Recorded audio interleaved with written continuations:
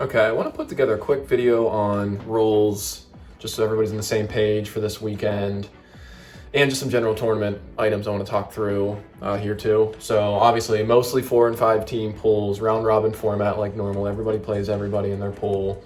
There's a couple of 3-team pools, and it just worked out that way with the numbers, so we'll work through those. Playing to either 11 or 15 points, win by 2, cap of 13 or 17, cap meaning if you reach that amount of points, you win, so you don't have to win by 2 if you reach the cap.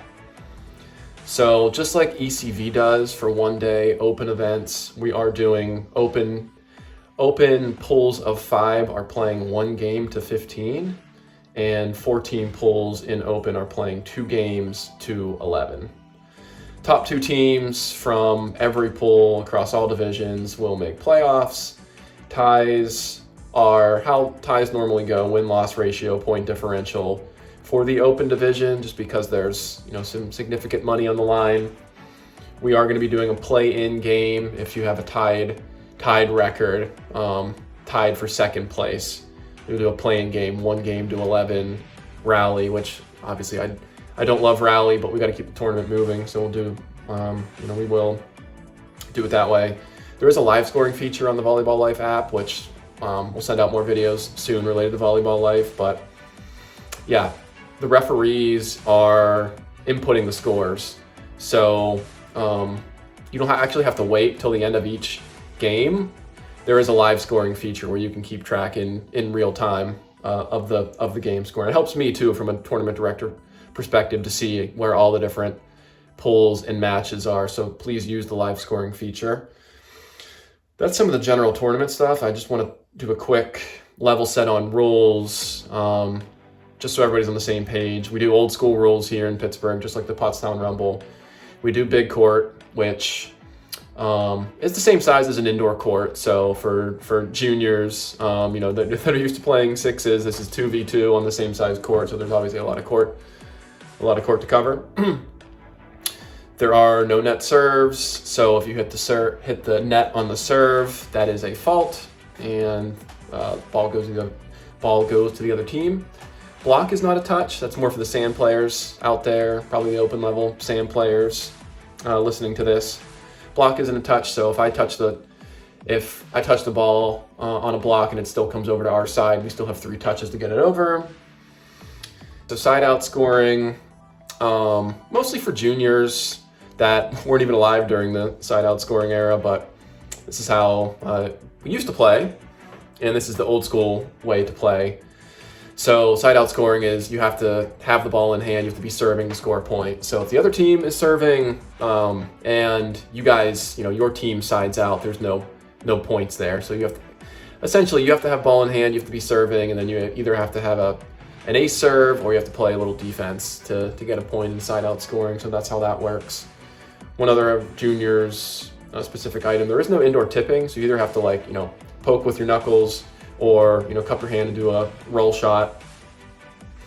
Hand setting, let's talk about hand setting for a second. Hand setting has to be clean and simultaneous. There is no serve receive with open hands allowed in old school rules, so you either have to do the panel or the tomahawk, which we've talked about before. There's a couple rules that are for open level players only. One of those being setting the ball over the net. So for every other division, juniors, if you're listening, there is no setting the ball over the net. But again, for open level players, you can set the ball over the net as long as the ball is perpendicular to your shoulder. So either straight forward or straight back, and obviously has to be clean and simultaneous like we mentioned before. And related to that rule, open level players can also take a free ball with their hands. Again, must be clean and simultaneous, but no other divisions can do those. In terms of hard-driven balls, there is a slight tolerance to double contact those. There's a couple different stipulations. So did the ball have pace, and did you have time to change your technique? If the ball had pace and you didn't have time to change your technique, again, there's a slight tolerance that it can, you're digging the ball and it can bounce off you twice. In terms of serving, there's 1 drop per service rotation. So if you have a bad toss or the wind affects your toss, you can let it drop. Again, 1 drop per service rotation. The second would be a fault. You may go under the net to get a ball, but you cannot interfere with the players on the other side. If they feel you interfered, yeah, that's a fault. You can't enter another court, an adjacent court, unless that court isn't in use. We want to avoid people running over to a court next to them and injuring another player by running super fast into another court. So you can't enter another court to chase a ball. Work teams, I know I mentioned a little bit about work teams already. Work teams, unfortunately, like the name says, you are there to do a little bit of work. You have to input the scores into Volleyball Life. Use the live scoring feature as things are going on. And you are also required to call, you are a referee, so you have to call bad contacts, net touches, foot faults, track side changes, all of those things. So there's more to the work team than you might think. Disagreements, always see me at center court, see an open level player. One of the easiest things to do is just to replay the point. So feel free to just do a replay of that specific point. We are going to do the courtesy rule for co-ed double B only, which means guys must serve the guys' side of the court. 1 mistake allowed per game. Again, let me say that. 1 mistake allowed per game with no penalty. More than 1 is a side out. So draw an imaginary line, dividing the court in half lengthwise, and the guy must serve the guy's side of the court.